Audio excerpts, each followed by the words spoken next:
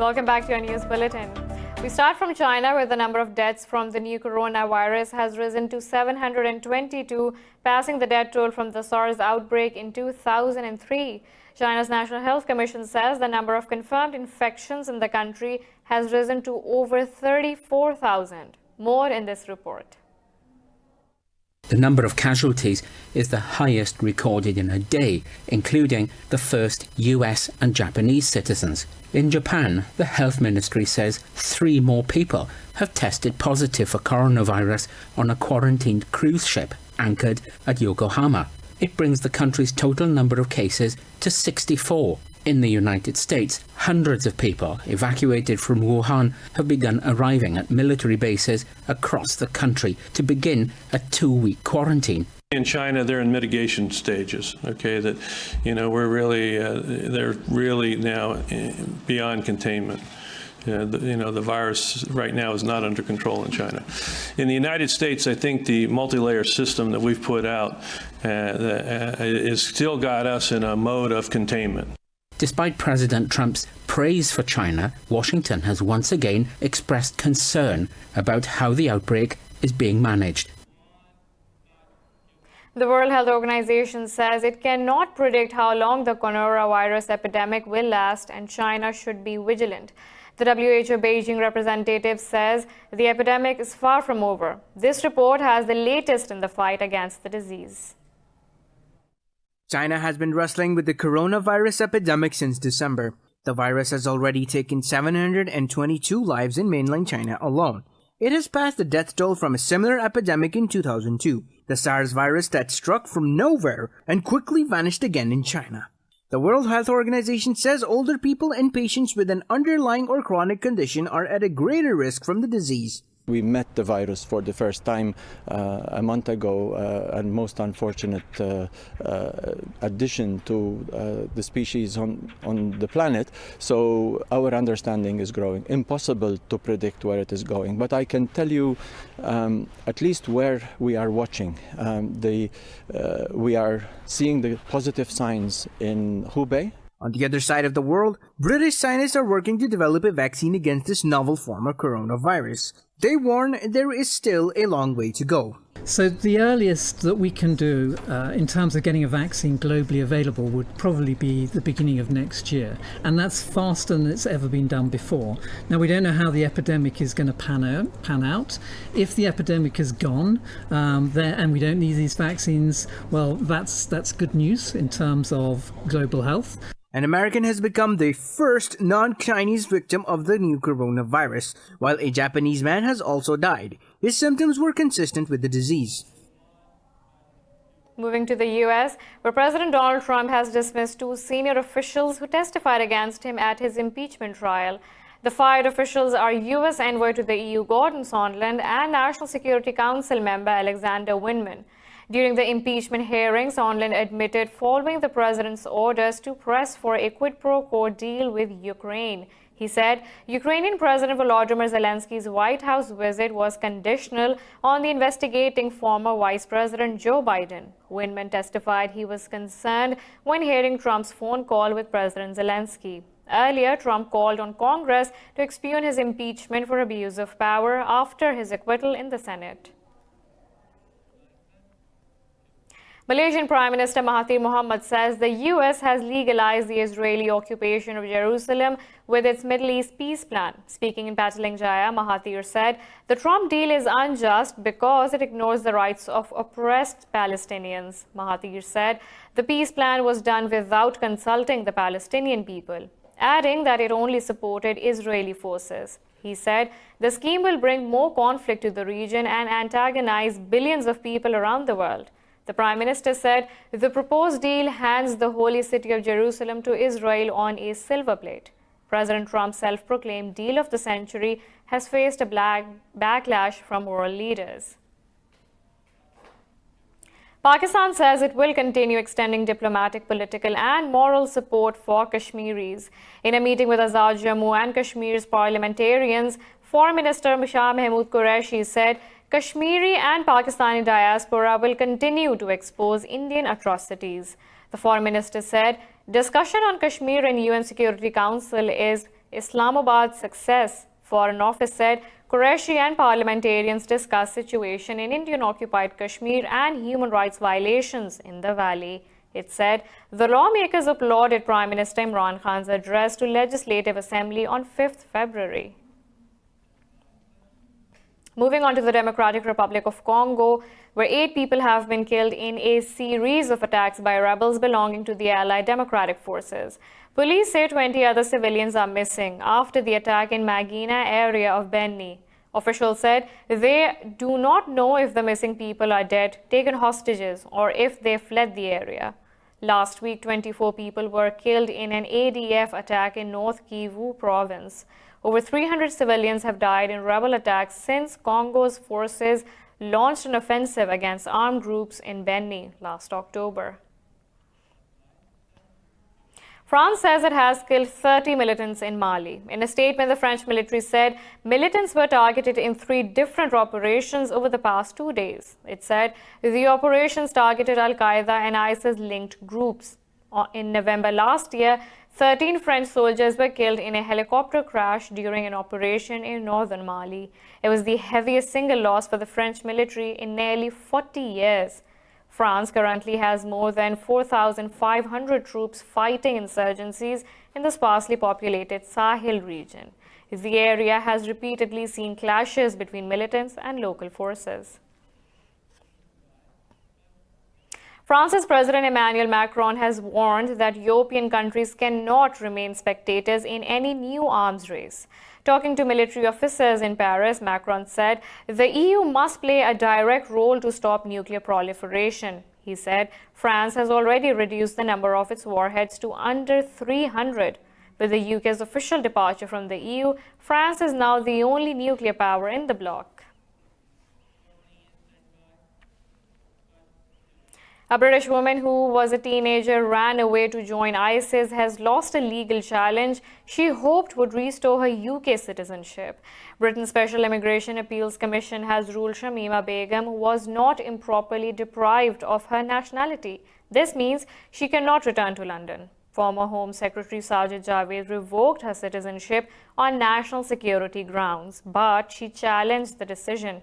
Legal experts have criticized Javid's move, saying it left Begum stateless. Media reports suggest the action was taken on the grounds she could obtain a Bangladeshi passport. While Begum's parents are of Bangladeshi origin, she does not hold a passport from the country. The Philippines has announced it is ending an important military agreement with the U.S. In a statement, the presidential spokesperson said, Washington will soon be notified of Manila's decision. Last week, President Duterte said he would scrap the agreement, allowing U.S. forces to take part in large-scale military exercises in the country. The agreement was signed in 1998, giving legal status to thousands of U.S. troops rotated into the country for military exercises and humanitarian operations. Russia has pledged to boost military and economic cooperation with Venezuela despite growing U.S. pressure. After meeting his Venezuelan counterpart in Caracas, Russian Foreign Minister Sergei Lavrov called attempts to remove President Maduro by force unacceptable. The U.S. accuses Maduro of leading a corrupt and brutal regime. Yesterday, Washington imposed sanctions on Venezuela's state-run airline Conviasa over shuttling corrupt officials. The U.S. backs opposition leader Juan Guaido, who declared himself the country's interim president. Russia is Venezuela's key ally, lending billions of dollars despite years of hyperinflation and the exodus of 5 million people.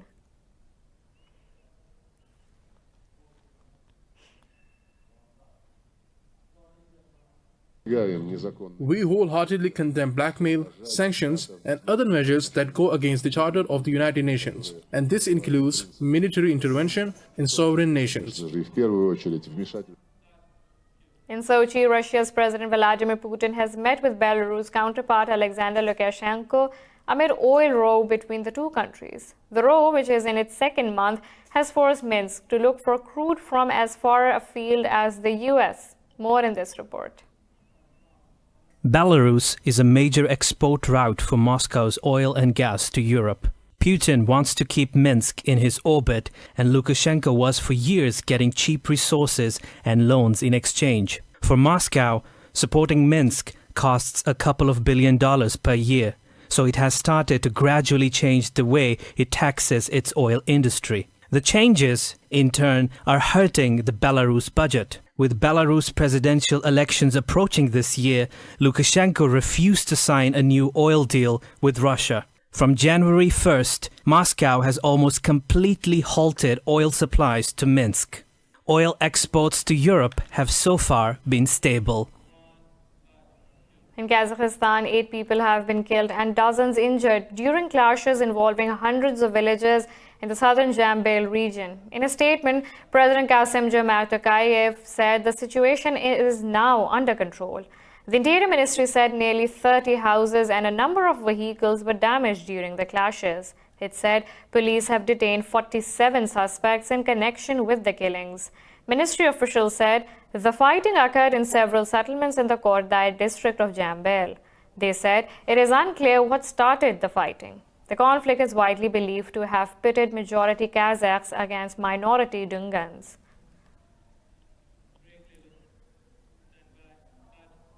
We have a lot more coming up right after this short break, so stay tuned.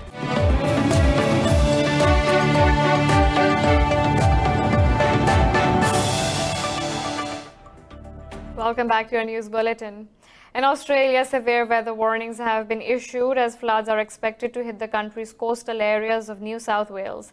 The Meteorological Bureau said the eastern state will suffer heavy downpours, calming the region's bushfire crisis. The Bureau has warned of dangerous flood conditions for this weekend. The Met Department said yesterday was the wettest day recorded in Sydney for over a year. The inundation closed roads and disrupted public transport. The NSW Fire Service says the rains have put out a third of the fires in the region, but 43 blazes are still burning.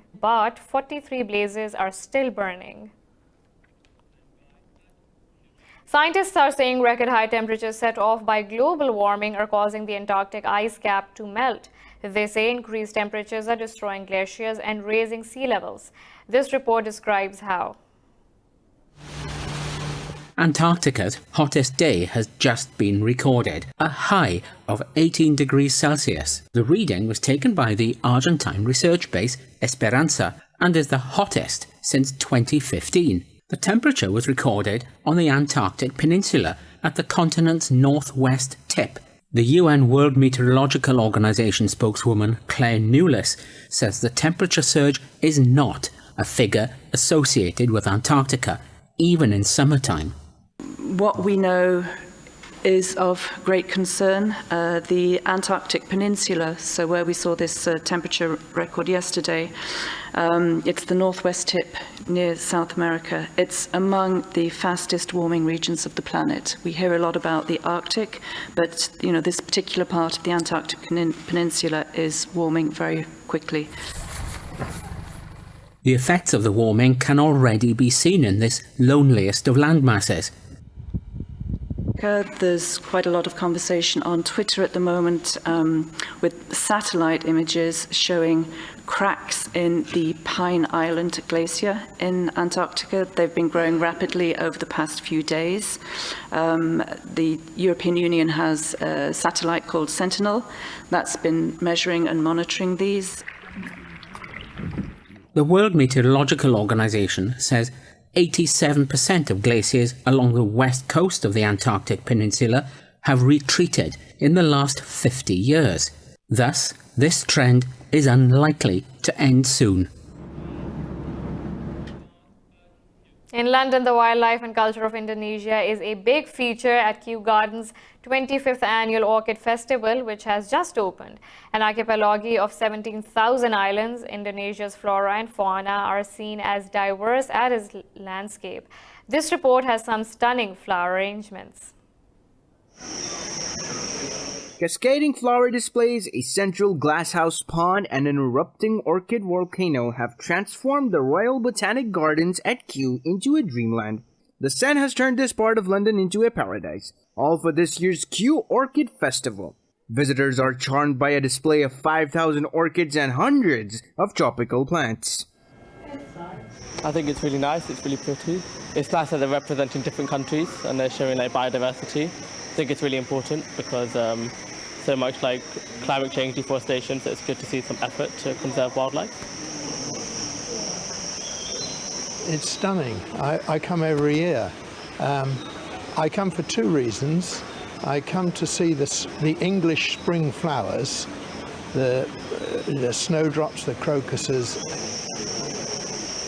Festival scientists hope to find new plants and to help conserve Indonesia's biodiversity.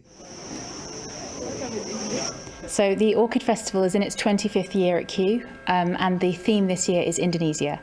We're focusing on the beautiful natural abundance of Indonesia as a country and a series of many islands, and using that to really showcase Kew science stories and the beautiful, amazing work that our horticulturalists can actually create. The festival runs until March 8th. In New York, dozens of dogs in glittery costumes paraded for the 17th annual Pet Fashion Show in Manhattan.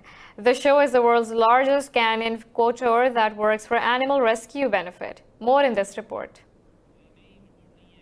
Pets and their humans walked the ramp in neon glitter and Christmas lights at this year's New York Pet Fashion. The pets modeled as goddesses, space creatures, and even mermaids as they competed in the sci-fi and haute couture categories.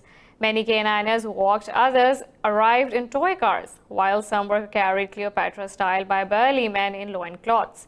All proceeds from the show went to the Mayor's Alliance for New York City Animals.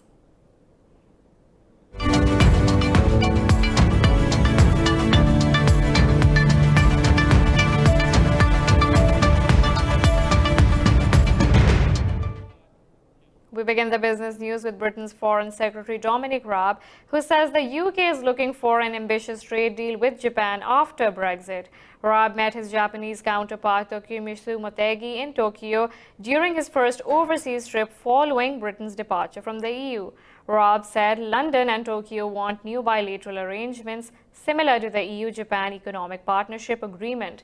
Motegi said he asked Britain to lift its import restrictions on Japanese food and other products imposed by the European Union. I've discussed how we can deliver new bilateral arrangements at least as high a standard, if not higher, and at least as ambitious as the EU-Japan Economic Partnership Agreement, which would send a very powerful signal of our shared commitment to free and rules-based trade. After Brexit, the UK is negotiating its future relationship with Brussels and has begun free trade talks with other major economies, including the US. Moving on now, US Treasury Secretary Steven Mnuchin says the country's GDP growth for the year 2020 is expected to be under 3%. Mnuchin says growth will miss President Donald Trump's target, with Boeing's suspension of production taking a bite out of the economy. He said Boeing has had a big impact on US trade, with the plane maker being the country's largest exporter. Mnuchin said the coronavirus will also upset the economy because it negatively affects global growth.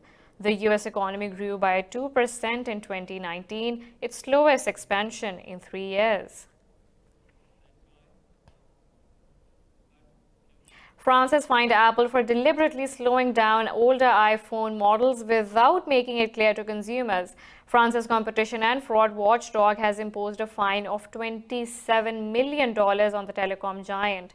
The watchdog said iPhone owners were not informed that installing software updates could slow down their devices. It said Apple committed the crime of deceptive commercial practice by omission and agreed to pay the fine. In 2017, Apple confirmed the software updates slowed down old iPhone models to prolong their life. Customers had long suspected Apple made changes in older iPhones to encourage people to upgrade.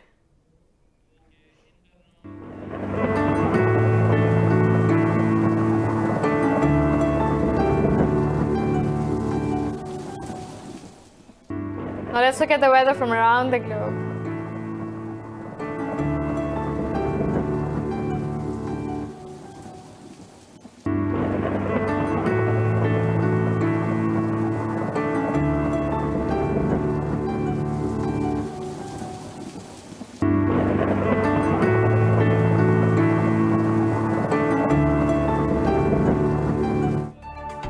This is all for now. For the latest updates, you can follow us on social media at indus.news.